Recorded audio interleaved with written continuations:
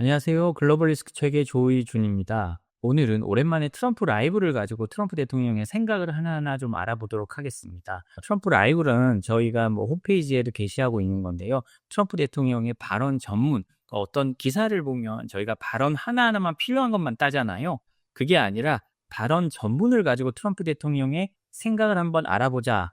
라는 게 저희 트럼프 라이브입니다. 오늘 그 트럼프 대통령이 미국에서 의약품 약간 내리는 그 행정명령에 서명할 때 그 기자회견이나 트럼프 대통령의 발언을 가지고 한번 볼 텐데요. 요즘에 트럼프 대통령에게 또 관세니 뭐니 많은 논란이 있었지만 최근에 가장 이슈가 되고 있는 건 트럼프 대통령이 카타르로부터 무려 4억 달러, 우리 돈으로 하면 얼마죠? 약 5,600억 정도 되는 항공기를 선물로 받기로 했답니다. 물론 이게 트럼프 대통령한테 직접 주는 건 아니지만 국방부나 어디 미국 기관에 그런 카타르라는 나라로부터 5,600억짜리 비행기를 공짜로 받는다면 그건 사실 우리 보통 사람의 생각은 '아 이건 분명히 뇌물 아니야?' 아무리 공식적으로 주는 거라지만 5천억짜리 선물을 주는 게 어딨어?'라고 생각을 할 텐데요. 트럼프 대통령은 생각은 전혀 달랐습니다.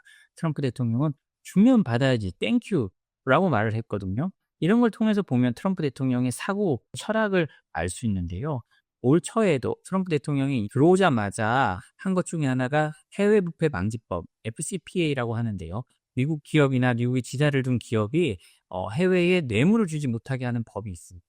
미국 기업이 아니라도 그렇게 국내법에 따라 처벌할 수 있도록 미국이 어떤 도덕적 기준을 만들어 놔서 올려놓던 법이 있는데 트럼프 대통령은 취임 후에 그 법의 집행을 취소했습니다.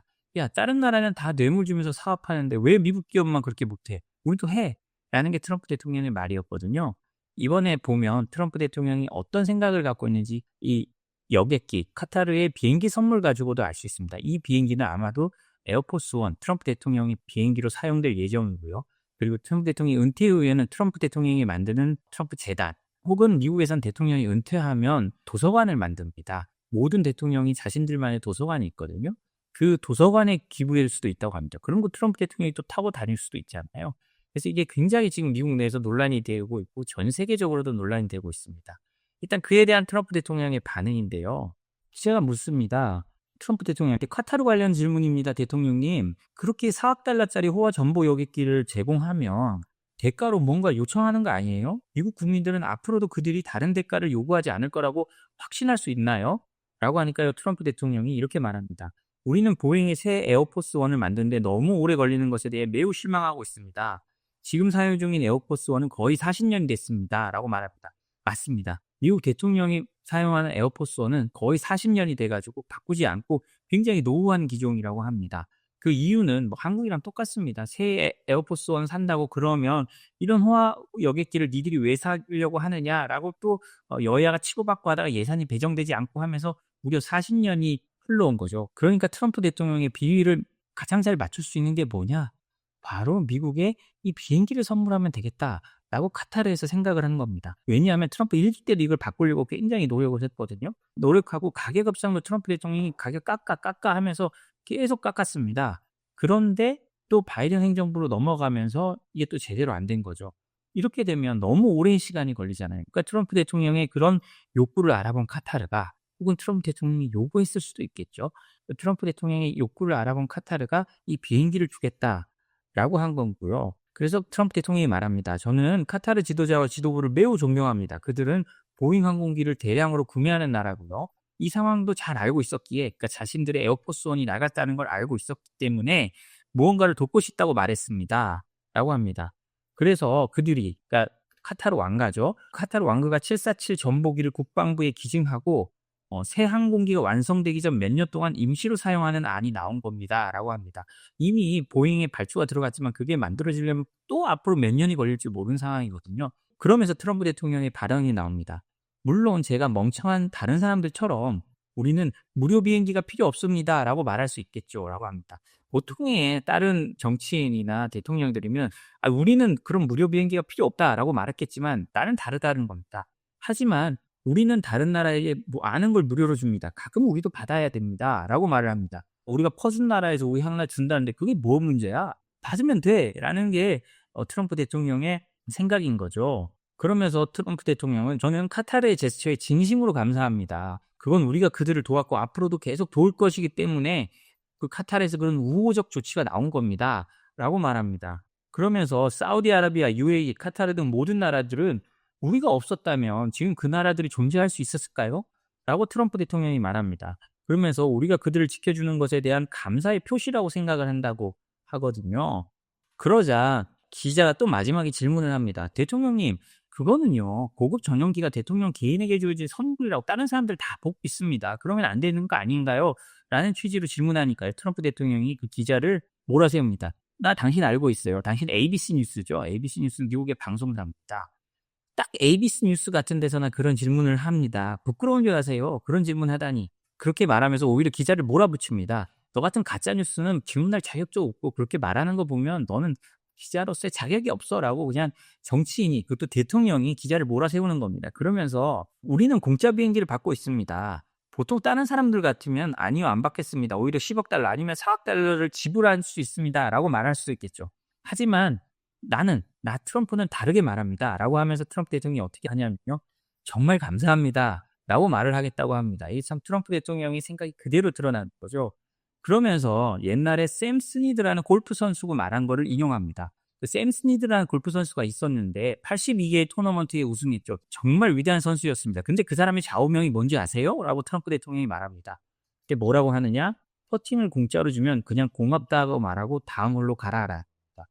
그냥 받고 가라라는 거예요. 그러면서 트럼프 대통령이 하는 말이 샘 스니드처럼 하세요. 기회를 주면 감사합니다 하고 그냥 받아들이면 되는 겁니다라고 합니다. 그러니까 기자들이 놓치지 않죠.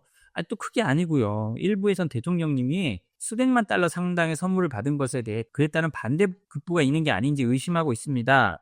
라고 하니까 이 트럼프는 좀 황당한 대답을 합니다. 뭐 형식상으로는 그렇겠죠. 그건 나한테 준 선물이 아니라니까요. 국방부에 기증된 겁니다. 라고 말을 합니다. 누가 대통령 전용기를 국방부에 기증하겠어요.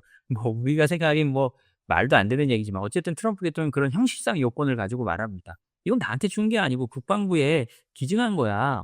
라고 하면서 또 ABC 뉴스를 공격합니다. "이거 당신도 좀 알아야 돼. 당신네 방송사는 이미 충분히 망신당했고 지금도 계속 망신당하고 있어. ABC는 완전 엉망진창인 방송사야." 라고 말을 합니다. 그러면서 또 갑자기 화제를 바꿔서 "여기 법안이 있습니다."라고 말을 합니다. 그러니까 자신이 약값 내리는 거에 대한 행정명령을 내리는 거에 대해서 말을 하니까요. 또 장내에선 박수가 일어나고요.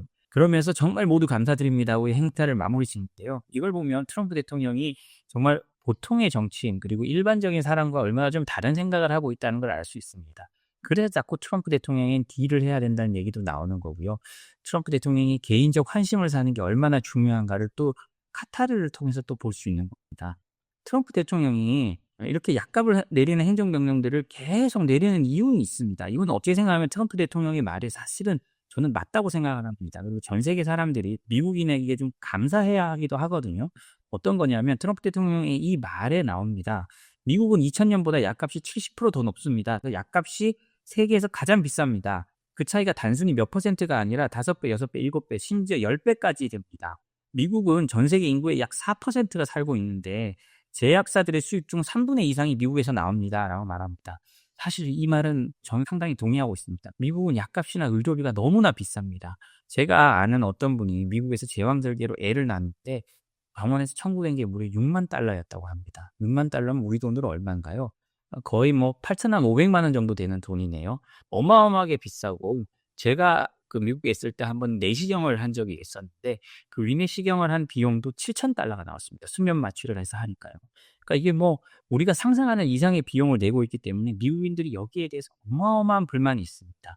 최근에 굉장히 화제가 됐지만 어떤 뉴욕에서 보험사의 대표를 쏴 죽인 일이 있었잖아요. 그 젊은 사람이요. 그 젊은 사람이 미국인들에게 영웅이 됐습니다. 미국인 모두가 이 약값에 분노하고 있는 거죠. 그러면서 트럼프 대통령이 또 여기서 말합니다. 수십 년간 제약사들은 연구개발비 때문에 미국만이 비용을 부담해야 된다고 했는데요. 그렇지 않습니다. 그 결과 미국의 환자들은 독일 등 유럽 사회주의 의료 시스템을 사실상 보조하고 있었던 셈입니다. 그중에 유럽연합이 가장 터프했습니다. 어떻게 보면 유럽연합은 중국보다도 더 거칩니다. 그렇지만 이제 시작입니다. 그들도 많이 양보하게 될 겁니다. 라고 하는 겁니다. 그러니까 우리가 이렇게 비싼 돈을 통해 가지고 약을 개발해 놓으면 유럽이나 이런 데서 그 약을 싸게 국민들한테 뿌리면서 오히려 우리에게 그 부담만을 안겨줬다라는 게 트럼프 대통령의 생각인 거거든요. 근데 사실 이 압박은 한국에도 그대로 올 겁니다. 한국이 전 세계에서도 약값이 가장 싼 나라 중에 하나거든요. 어쩌면 이런 부분들의 트럼프 대통령의 압박이 앞으로 어떻게 진행될지 우리에게 어떻게 도달할지도 우리가 지켜봐야 되는 문제이기도 합니다. 그러면서 트럼프 대통령은 또 말합니다. 유방암 치료제는 미국에서 한 병에 16,000달러 이상을 하지만 호주에서는 그 가격의 6분의 1, 스웨덴에서는 10분의 1입니다. 라고 합니다. 같은 공장에서 만든 약인데 스웨덴에서는 미국의 10분의 1 가격입니다. 라고 하는데 이건 뭐 트럼프 대통령의 말이 맞는지 안 맞는지 좀 검증은 해봐야겠지만 실제로 미국보다 훨씬 낮은 가격으로 처방이 되는 건 사실이거든요. 흔한 천신약도 미국에선 500달러 가까이 하는데 영국에선 40달러도 안 됩니다. 라고 트럼프 대통령이 말을 합니다.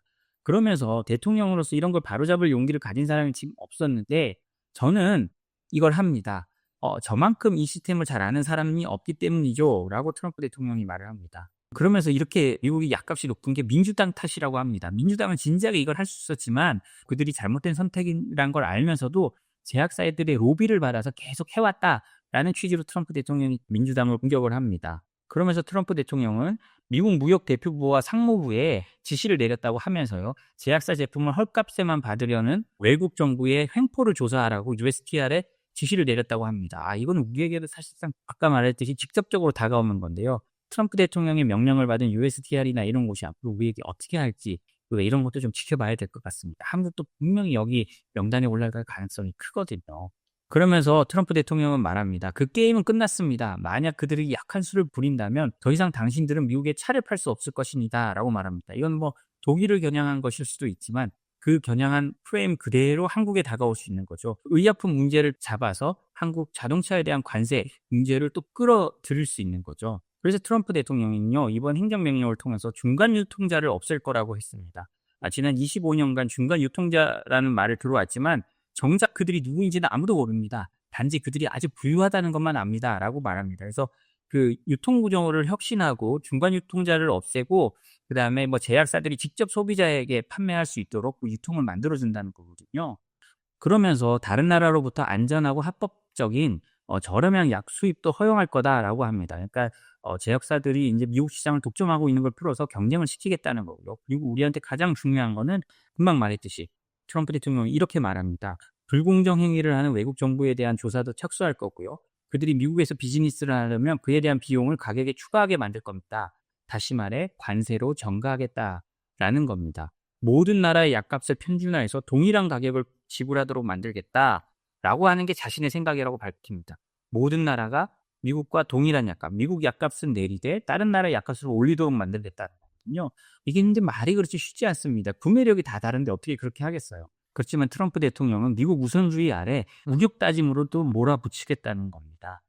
네, 오늘 저희가 준비한 소식은 여기까지입니다. 트럼프 대통령의 기자회견으로 보니 트럼프 대통령의 생각이 좀 보이시나요? 어떻게 생각하면 좀 우격다짐이라고 볼 수도 있는데요. 어찌됐든 그 사람이 미국의 대통령이고 세계의 이유를 만들고 있습니다.